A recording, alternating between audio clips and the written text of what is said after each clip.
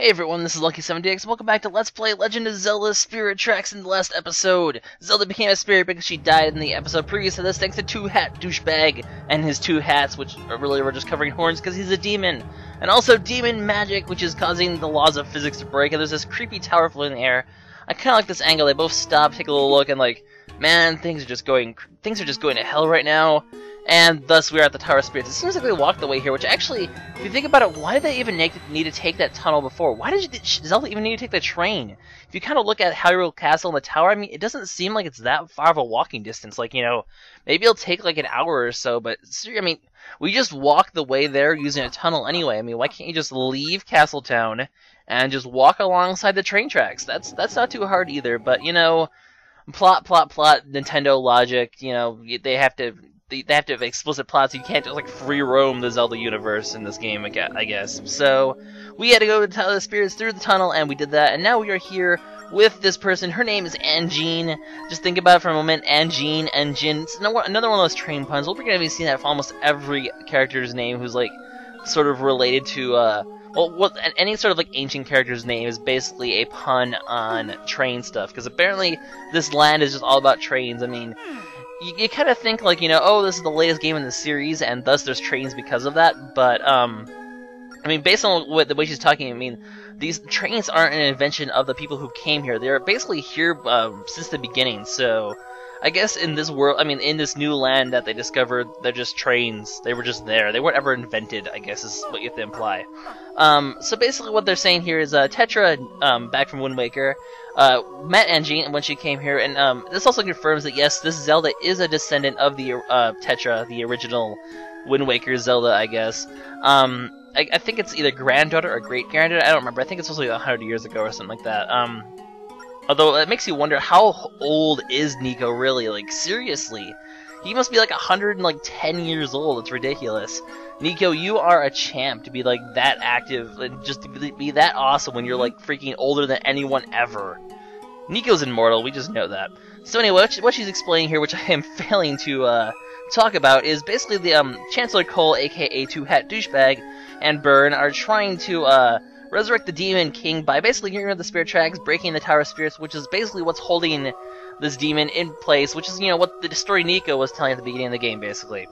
However, she, in order to actually be resurrected, he needs a body. And, well, what body than, you know, the royal power of Zelda? Because everyone always knows that Zelda is, like, you know, some super important, mystical being person who can basically be awesome. And Zelda's, whoa, no more freakouts, no more freaking out. Don't be freaking screaming like the babies. However, I like this music. Zelda gets all like, oh my goodness, this is bad. I mean, it would be bad if you have some creepy like demon in your body. That is pretty. I mean, I don't know about you, but I wouldn't want to be possessed by some creepy demon. I wouldn't want to see my body running around with some like pervy ancient demon running around like, ooh, look at this sexy body. Man, I've made Malladus pervy. I've made Nico pervy. Well, Chancellor Cole's always been a douchebag. I do love this scene, though. I know I've been kind of talking over and almost ruining it, but it's just a great scene. Zelda just gets in everyone's face. She gets all pissed off that, you kind of feel for Zelda in this game, because she has, like, motives. She has, she's a very, active Zelda, as opposed to a lot of, like, princesses in these kind of games, where they are very passive. She's very in-your-face, like, help me out. I'm, like, you know, she's sort of a go-getter sort of type. I really do like that. So definitely a very interesting, refreshing take on the Zelda, especially the younger Zeldas tend to be really passive. I mean, look at her, he's just getting Link's face. Link is, like, really passive in this game, actually. He's sort of, like, you know, a bit timid in comparison to Zelda, which is kind of also unlike Link. So, a very interesting Link-Zelda duo they set up in this, which I really like a lot. Anyway, Anjean's saying that Link can't do it by himself. Link is just like shitting his pants, like, oh my god, Zelda's going to kill me. But in this game, basically, I also like how they make a play on the past. Like, Zelda's like so angry that she can't help, and she's like, but it's sort of tradition, the princesses have to be passive and have to have the heroes help us. She doesn't realize that, hey, you know what, you can help too. And that's exactly what Anjean's suggesting right now. She's like, hey, why don't you help? And then there's this moment where you see both Link and Zelda, and they're both like, wait, we can work together? Such a novel concept in a Zelda game. Zelda being a main character? I mean, it's not like this is a legend about her or anything. But, yeah, so basically this establishes Zelda as the main supporting character of this game, which, as I've said quite a few times, I really, really do like that they did that. I think it is a great idea to have Zelda really playing an extremely active role in the game. I mean, sure, in some games that she has been active. Wind Waker, you could say she was pretty active. I mean, Tetra was pretty good. Stuff like that. But basically, I guess I should explain what our goal now is.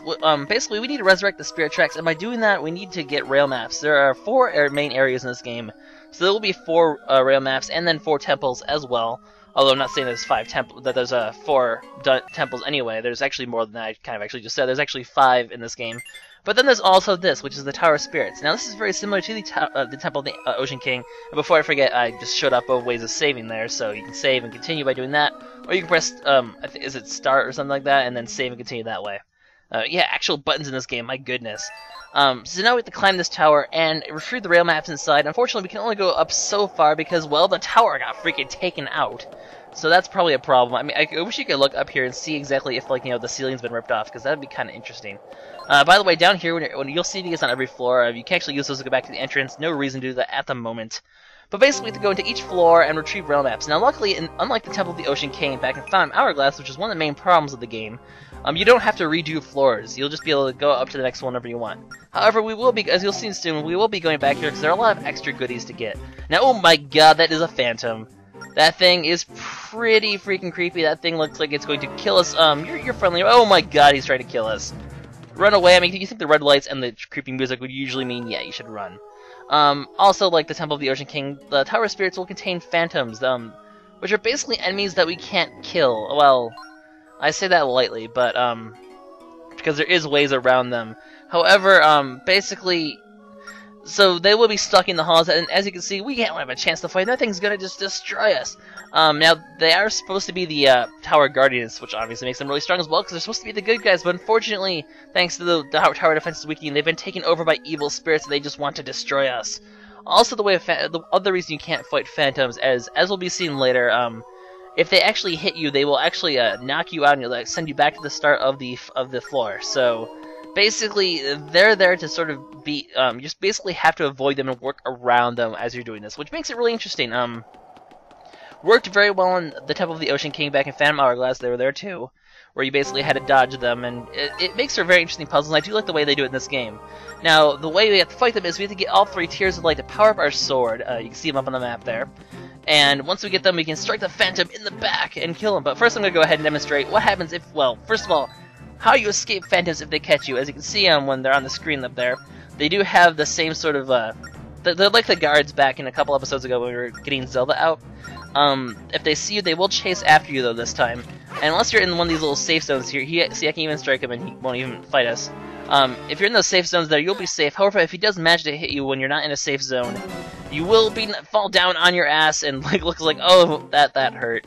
You'll take a whole heart of damage and you'll be sent back to the beginning of the floor. So don't do that. That being said, time to power up a sword and take on one of these dudes. So that's 1 tier of light. The other, and there's, well, you can see obviously where they are on the map. You already saw up there before, and I had the map up there. And the second one's up here, and the third one actually there's a pit over there. We need to hit a switch. However, as you can see over here, there's also another switch over here. So once, like I said, we can't get that right now. We will actually have to backtrack quite a few times to these floors in order to get these things. And I'll probably do that after doing. I'm not sure exactly when, but I'll get as much stuff as I can when I can get them. So I'll probably be doing a lot of cutting in later Tower of Spirits segments and coming back to these floors and showing off the extra things we can do to get treasures. I mean, there's nothing important you can get in here of extra stuff. It's mostly just treasures and rubies, but those also lead to really good stuff, so I will take the effort to actually go get them. Anyway, we got all 3 tiers of light, so we strike the Phantom, and it's dead! We win! It's dead, right? Oh, whoa, well, no, it's not dead. Anjean, why'd you lie to us? You said they would kill him, but nope, he's perfectly fine. And Link, oh god, Link, no! Link's gonna die again! Game over, guys. Link died. It's all over. It's all over. But no, we're actually okay. Because the main thing about this game, this is the reason why Zelda makes such a kick-ass partner, is she can take over the Phantoms. That's right. In this game, when you're in the Tower of Spirits, you have a Phantom to work as your partner. The two of you work together, solve puzzles, kick some ass. They actually made a lot of different mechanics you can do with Zelda being a Phantom, and it does work out pretty well. We're not going to see a lot of them in this episode, because this is literally like Phantom 101 here, where we're just learning the very basics of it. And this is exactly what the whole sneaking Zelda out of the castle thing set you up for. I love how she flips out, though. I mean, she is a very, I guess, strong character and, you know, very aggressive character, but at the same time, she also has her sort of girl side and her own little fears of things like rats, which, that is kind of weak sauce, I have to admit. I kind of wish she didn't have such aggressive but sort of sissy character. It's weird. Sometimes her character's a bit weird. Link's like, you are a handful, but I like you anyway. Link, you totally have a crush on her. Get over it. I also love how when she does it as a fan, she has those like little girly poses, so you're like, oh, that's kind of cool. They give her an interesting character, which I've discussed like 50 million times in this episode. I can shut up about Zelda already, dude. Anyways, you control her the same way you controlled her back when she was a human. You can move her around and direct her to things. If you direct her to stuff like the door, you know, it'll show a little icon saying you can. This is something she can do. So in that example, she pushed the door, you push it with her, and you can bring her over. Also, I love how the passageways are like too narrow for her to get in without ducking her head. She's like in this giant suit of armor. I mean, that has to be really awkward if you're like if you're just taking over some giant suit of armor. Kind of weird. But yeah, you do need the Tears of Light in order for Zelda to get into a Phantom. She can also pass over spikes unharmed, which is nice. So you bring her over here, and you have her hit the switch, and then you can call her back to you, and she'll follow you if you press the call button. Like that call button right there. So yeah, what was I saying? Oh yeah, in order to actually get a Phantom, you do have to have the Tears of Light, because basically, I guess the logic is, you strike its back and you open it up for Zelda to come in and take it over. So that's how it works. Anyway, there are a few enemies in here, we'll just quickly slay them. I mean, there aren't as many temples in this game as there are in normal Zelda games, but A, the temples are pretty good, and B, this tower and, you know, other passages like the tunnel to the tower sort of act as pseudo-dungeons and still give this game the full Zelda content you want. So there is still a lot of exploration here. I mean, this is like pretty much like a little mini temple right here, honestly. It's just, you know, minus the items, I guess. Anyway, so as we saw earlier, Zelda is really scared of rats, and she still will be scared of rats, even though she's a giant, awesome pseudo armor. That thing just hit me. Get out of here, you jerk. Stupid rats.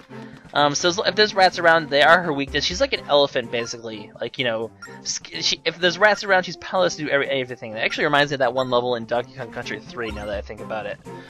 Anyway, another thing that Phantom Zelda can do is she can actually talk to other Phantoms, because they won't attack her, because she is a Phantom, so they think that she's on their side.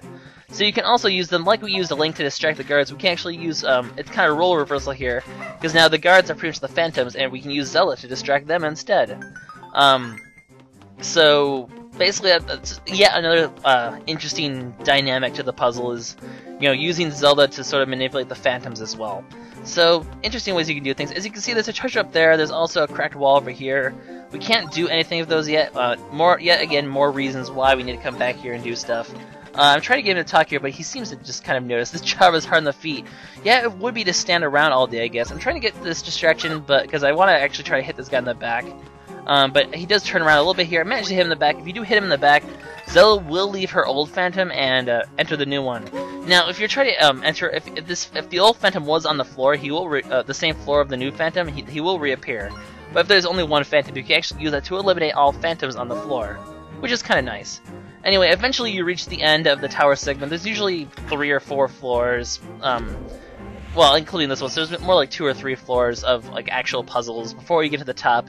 The armor will disintegrate because apparently this room doesn't allow it, and you will lose your sword. So if you try to go back, you will actually be unable to fight Phantoms. So not recommended to do that. Anyway, up here is the rail map. So we get the forest rail map, and guess what, guys? We have some more tracks. All right. Let's see. There we go. It's pretty much what we had before. It's pretty similar to what we had before in terms of the tracks. But you will complete part of the tracks. However, it's not quite enough. As you can see, there's barely any of the map filled. There are other ways to complete maps. Obviously, completing temples will give you more tracks.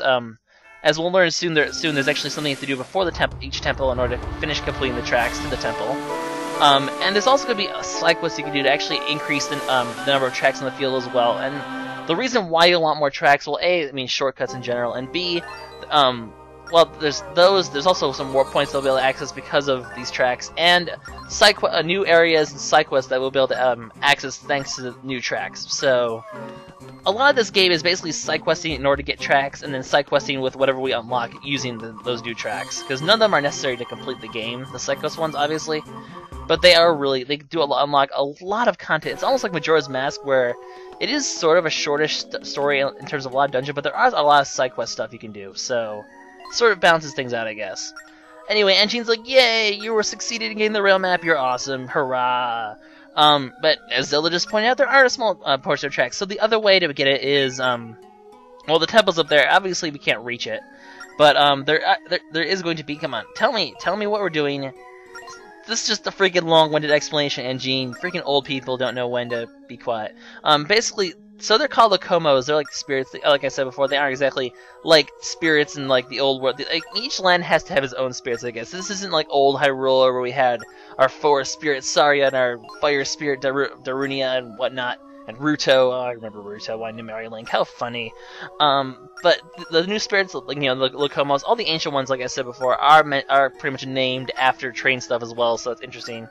So we're going to be seeking out, basically, other sages and using them to increase the number of tracks we have as well. So the basic gist of things is go to the Tower of Spirits, get a new rail map, seek out the other sage and complete the rail map, and then go to the temple and finish off the area. So kind of a very basic pattern that repeats throughout the game is doing something like that. However, now guess what, guys? We have the train. As you can see, this is the train we saw at the beginning of the game. Obviously, really important. So we have a rail map, we have a train, and in the next episode, guys, we're gonna go seek out a sage and make our way to the first dungeon of the game. So this is LuckySevenDX signing out. Well, it's still kind of 20 seconds or so, but I'll see you guys next time where we ride around in our fancy new train and start kicking some ass. I do love this train. It's really cool. I like how the whole like Tower of Spirits is actually sort of like its own little station. It's pretty neat. It's an interesting game. I do love it. So I'll see you guys next time. Enjoy.